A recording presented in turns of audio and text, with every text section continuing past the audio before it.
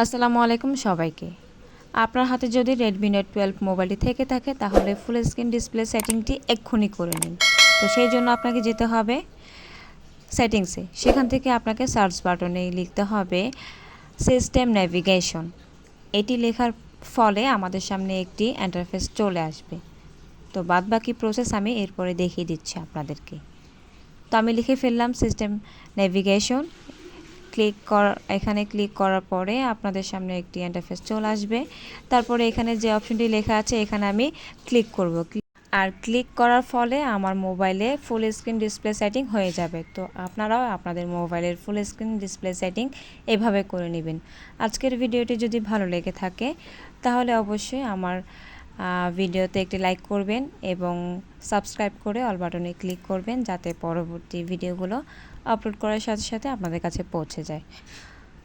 তো ভালো থাকবেন। আজকের ভিডিওটি এখানেই। আল্লাহ হাফেজ।